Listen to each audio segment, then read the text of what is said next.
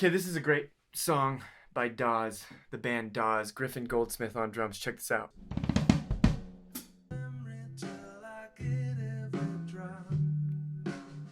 Ooh. You hear those ghost notes?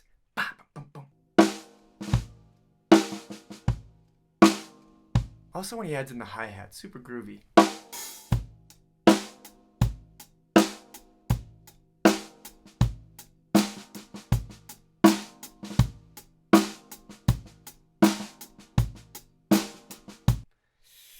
It's awesome. It's not easy to play that. It might sound easy. It's not easy to play that. So how do we play that?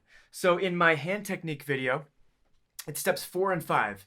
So review that. Step 4 is the healthy downstroke. You hit the drum, and as it starts to bounce up, you catch it into your palm.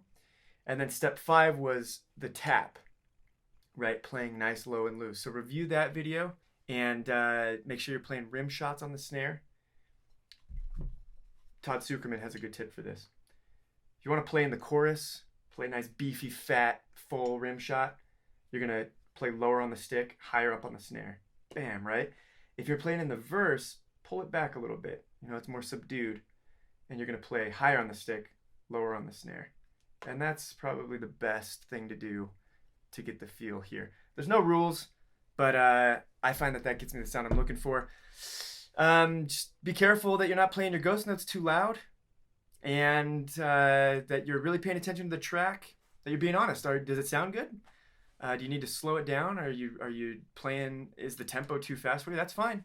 Go ahead and slow it down and just work up to it. I love this stuff. I love really fast, crazy fills too. That stuff's all fun, drumnastic stuff. But finding little things like this that drummers sneak in, yeah, I think is my favorite. So give this one a shot. So over on tempoleague.com, I've got a course called the Better Hands course. If you're having any trouble with your hand technique and you want to go deeper than what I've got here on my YouTube channel, go give that a shot. There's a free trial, and I think you'll be happy with it. So go play the drums.